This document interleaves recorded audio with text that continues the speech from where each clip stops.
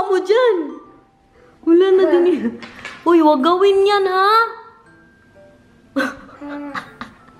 Wag gawin yan, bebe. Nakikita niya yan ba? Pag kumakain kami ng ano dito, yung masarap masyado na madilaan talaga. Ang sugar daw. Dito mo lang yan gawin sa bahay, ha? Wag sa labas, ha? Wag sa restaurant, ha? No? Nay. Alain taos, okay? Kantahan mo daw kami, be. Hindi, yung about sa train. Train, fila, fila. What was that? Freedom from freedom. Oh, nakalimutan niya.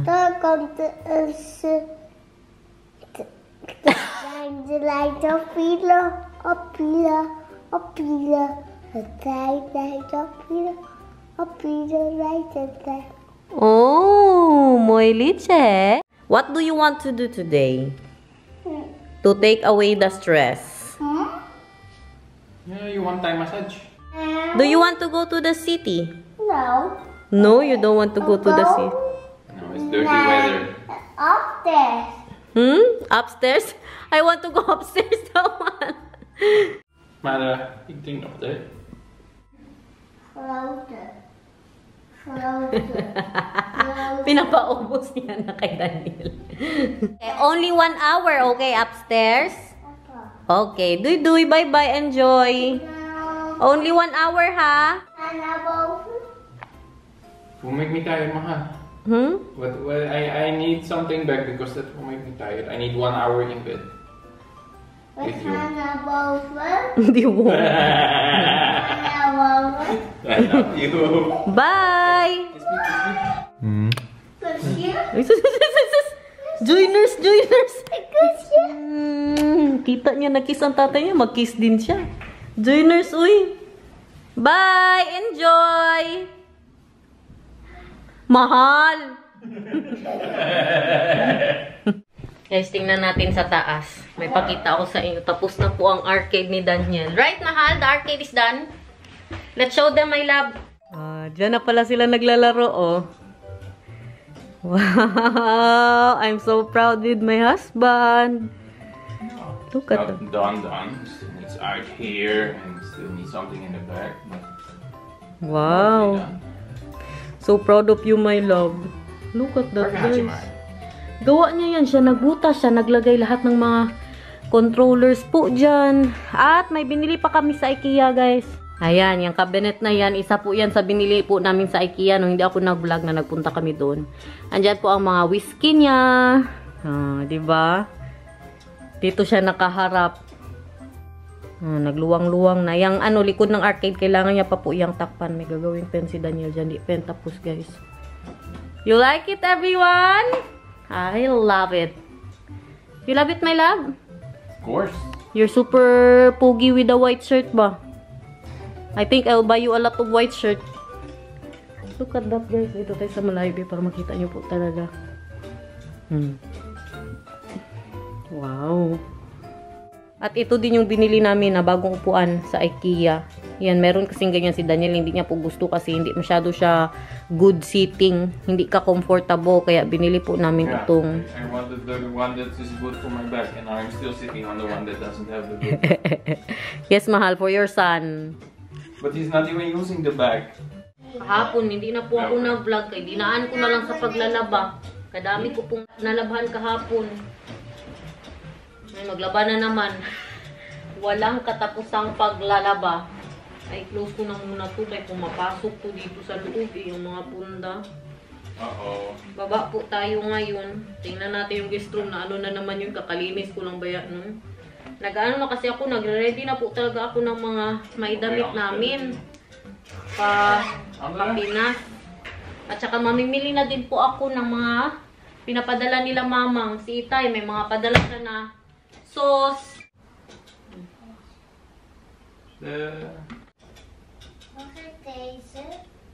Ang guest room, puno po ng sampayan. Damit ni Nathan at damit ni Daniel. Nilaban ko po kahapon at ito. Ganun pa rin siya. Kumakapa sa dilim. Minsan naisip ko na lang, umalis na lang dito. Kanta po yan ni Bambo. Ang gusto ko kasi, ginagawa ko ngayon, gusto ko isa-isain siya ba, na pagsuot, kung maganda ba, bagay ba, maganda ba, kay mga subscriber, makita tayong mga subscriber guys sa BGC. Tapos mabas tayo, ano ba yun, ganda-ganda ni Indegarden sa vlog. Tapos pagdating sa, sa personal, buti yung sabihan tayo ng, hala, kaganda mo pala sa personal.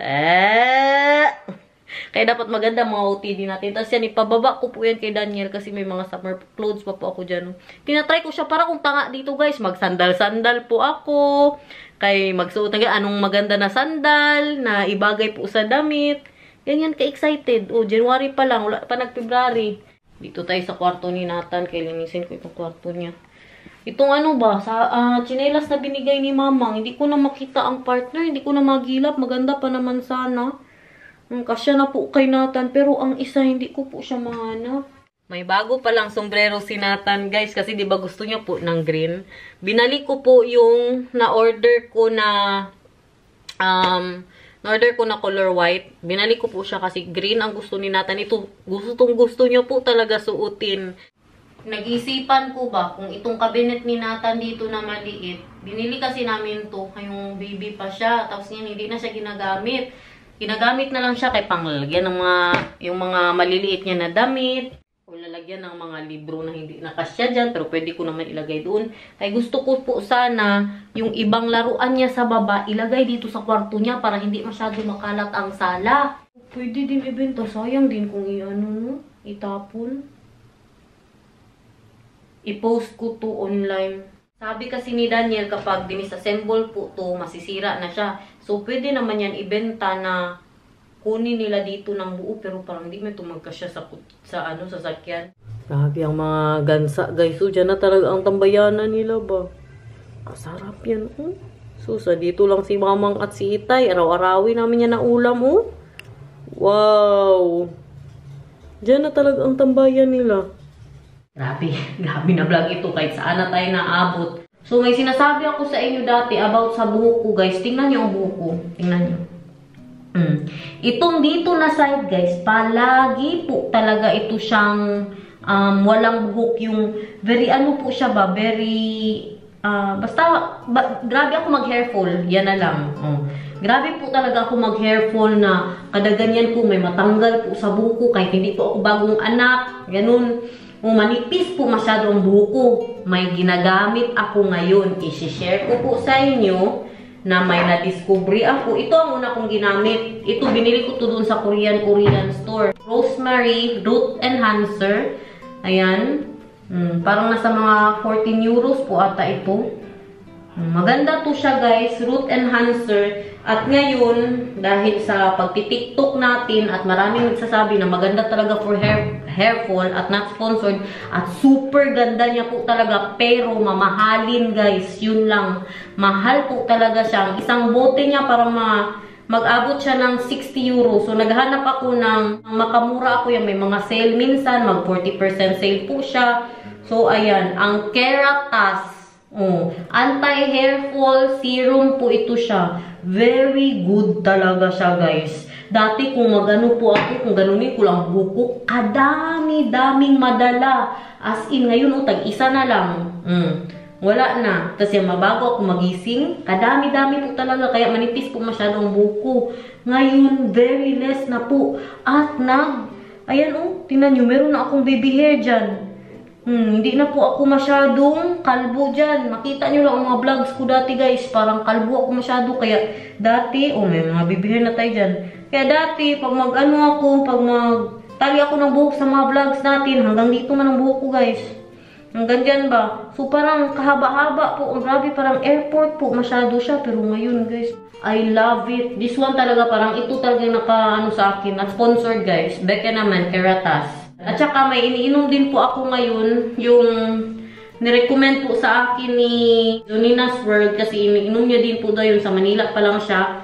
At diba maganda masyadong buhok niya. Pero yan si Precious, maganda talaga ang buhok niya.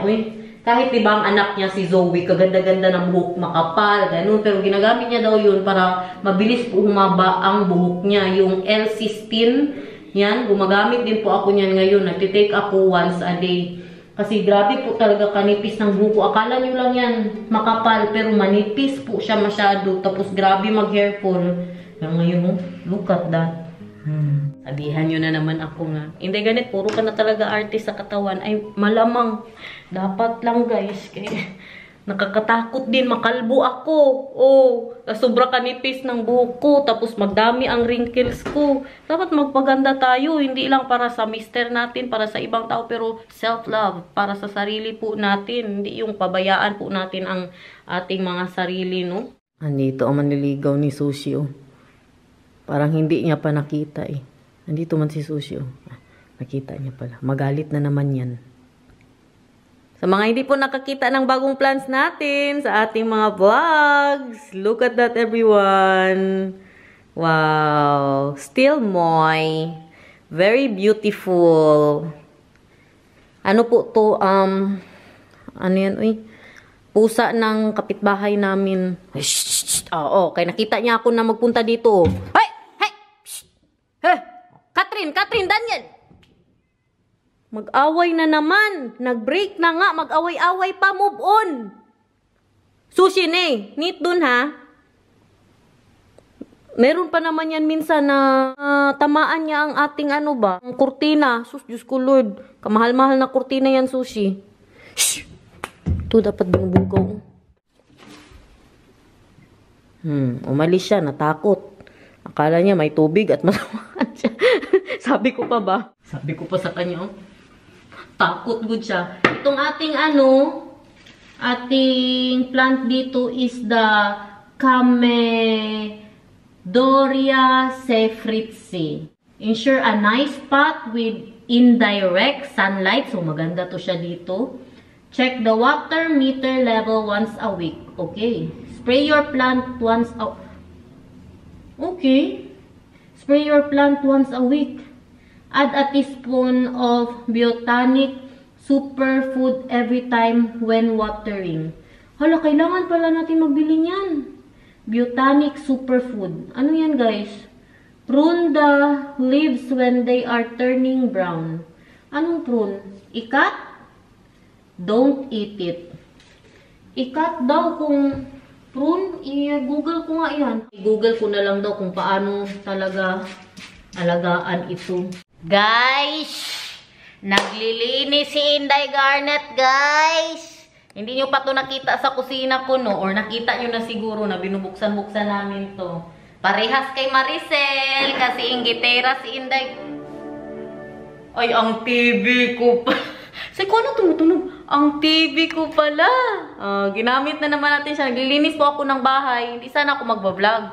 Sabi ko na, sige na nga. Dugtungan ko na lang yung vlog. Sa mga nagtataka po kung bakit na ulit yung vlog natin sa mga nakapanood, dinilit ko po yung vlog natin last time kasi ayaw ko na ng bad vibes, guys. About kasi yun sa passport ko. So, nakuha ko na po ang passport ko. Nung pagkakuha ko, guys, dinilit ko po agad siya. At ayaw ko ng pag-usapan yung about doon. Kaya okay na, nakakuha na po tayo ng visa. Ngayon na lang, ingintay natin kung na-approve ba yung visa. So, ngayon, naglilinis po ako. Kita niyo naman, ang ating kusina, may paganyan po siya, oh.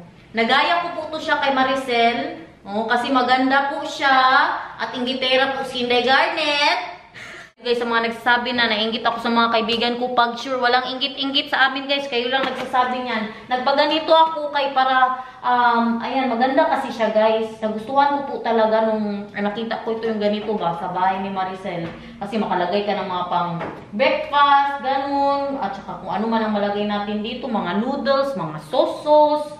So, ngayon, linisin po natin siya at ito, nakita ko ang mga barley. Di ba sabi ko po sa inyo na hindi na po ako umiinom ng barley kasi every time na umiinom po ako nito, ay sumasakit po ang atay ko. At meron din po tayong subscriber na nag-comment, guys, na ano din po siya, na-admit po siya kasi tumaas ang liver enzymes niya. Hindi naman sa sinisisi ko po siya, no? Ang sinasabi ko lang ba, hindi siguro siya hiyang sa lahat ng tao. Kung sa inyo po, nagaling po kayo, or napagaling niya kayo, pero para sa akin, ang opinion ko lang nung simula nung uminom po ako ng barley, hindi siguro siya bagay sa sakit ko po. Hindi niya po ako napagaling at baka hindi po siya pwede kung may sakit ka po sa atay, no? Kasi ang napansin ko din, di ba, kinukunan po ako ng dugo para i-check po ang aking liver.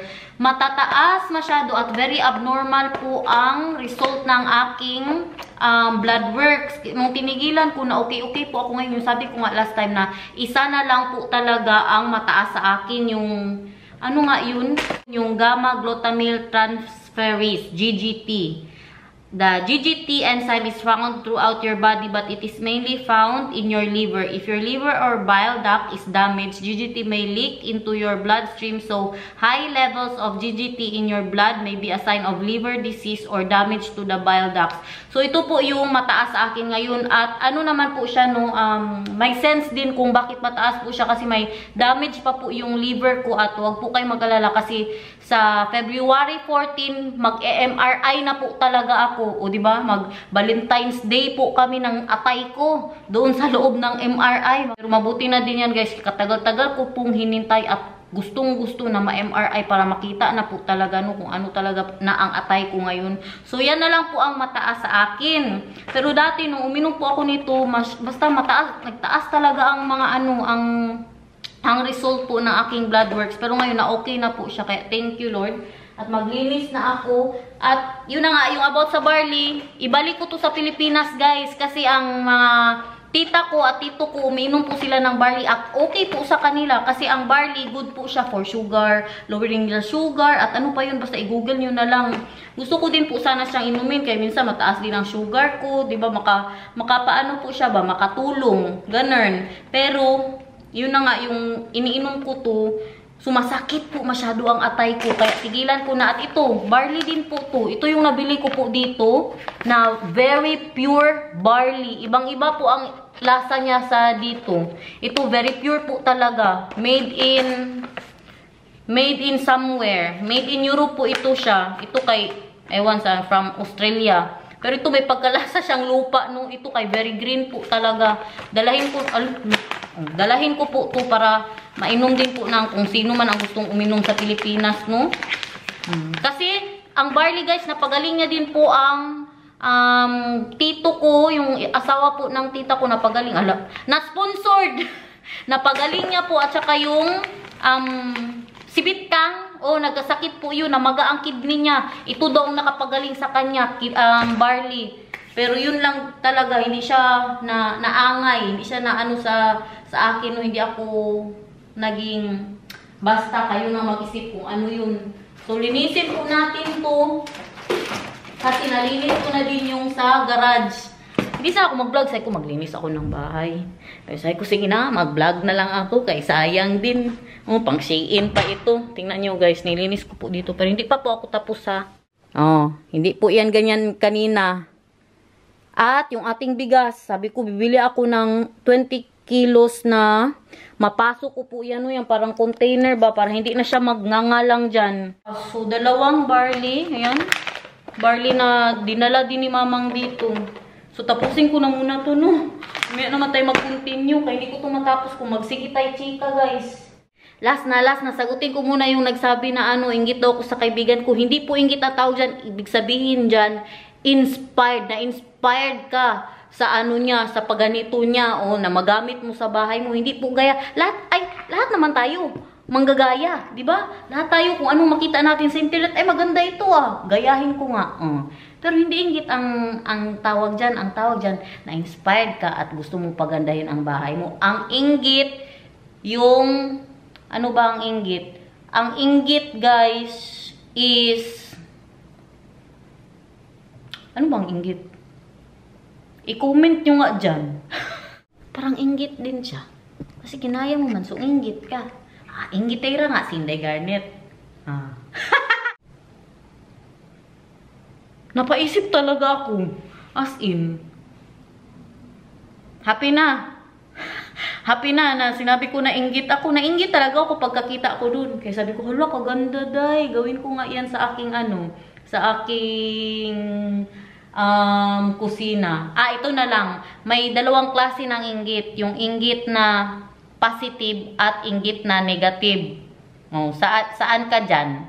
Ako doon ako sa positive. Yung inggit na negative, yung ginaya mo siya, tapos ginaya mo lahat ng kung anong meron siya, tapos sisiraan mo siya. Yun ang inggit. Oh, 'di ba? Tama, guys? Oh, inggit ka sa kanya. Yun ang negative na inggit. Yung ginaya ko, halimbawa lang nga, ginaya ko ito. Tapos ngayon, ayaw ko pala kay Maricel. Tapos, sinabi ko doon sa isang kaibigan namin na si Maricel, ba ganito, ganyan. Yun ang inggit na negative. Pero ang inggit na positive, pag, hala, gusto ko yan. Pero magkaibigan pa rin kayo, pero okay ka pa din sa kanya. Ibig sabihin, inggit ka, pero in positive way. Okay na, okay na. Maglinis na ako. Ikaw, hindi ka pala nainggit sa akin, ha? Kapugi ng mister ko. Hindi, joke. Love you kung sino ka man. May mga time din naman talaga no na, wag niyo sabihin na hindi to totoo. May mga time ba na makasabi tayo ng, buti pa siya. Ganon, di ba?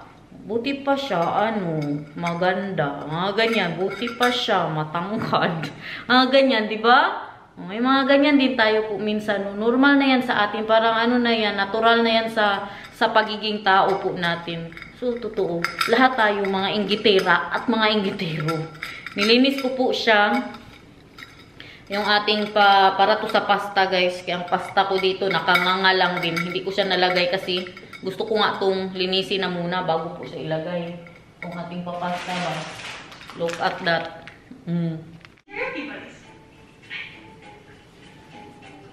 Almost done! Almost done! Si Nathan, sunduin na yun ang tatay niya. Pababa na ata si Daniel. I-pause ko na muna to para mapakita ko sa inyo na ang ating progress dito, guys, no? Sa pinakataas are all the snacks and the chips in the world. At dito naman sa pangalawa, ang breads natin. Meron tayong baked breads. And yung ating normal bread. At dito naman, para sa breakfast, mga palaman. Meron po tayong biscoff. Meron tayong chocolate paste. Meron tayong, yan. Ito yung coffee paste.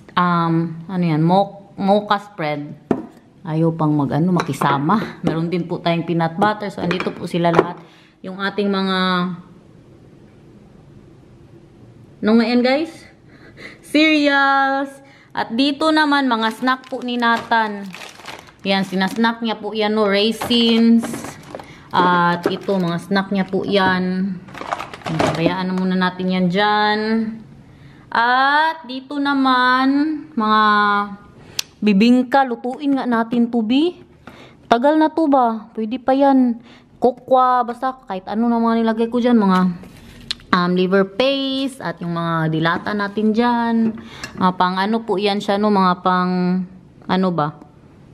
something. Pang cooking. At dito yung ating mga sinigang, noodles. Lahat ng noodles dyan ko po nilagay. Dyan po silang lahat. So, yan ang itsura niya ngayon, guys. Are you proud of me? I'm proud of me. Proud? Very proud. You see? Looks nice. How are you now? Galing yan siya sa psychologist, guys. Pagdating niya dito, grabing hug niya sa akin. He's not very good today. I'll go get Nathan. But he will be fine because his wife is here. Yes. And his wife is not PMSing even though she's PMSing. Yeah, I'm trying my best, ha. I'm trying hard, ha. Love it. Kasi nagano ko ngayon, guys. Nireregla po ako. Sabi ko sa kanya, I'm trying my best na hindi ako mag-PMS this time. Maligo po ako today. Maglalagay ako mamaya ng mga pa-oil-oil po natin. Black beans ko, May May 7, 2024 pa siya na-expired. Pwede pa kaya ito, guys? Ay! Meron siyang mackerel with black beans. Pwede pa to, no? Best before man ang sabi. Hindi man sinabi expired. Pwede pa siguro to. Tikman ko to. Baka bukas.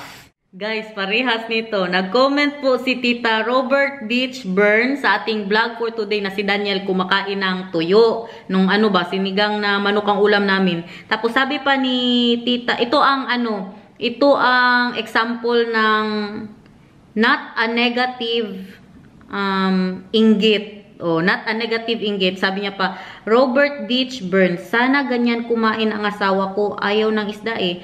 Envious ako. Ang galing ni Daniel, he tries everything. O, diba? May mga ganyan tayo na mabuti pa siya. O, pero, gasakit ang ulo ko ba? Tapusin na nga natin itong topic na ito, na mga inggit-inggit. Bebe love! Bebe!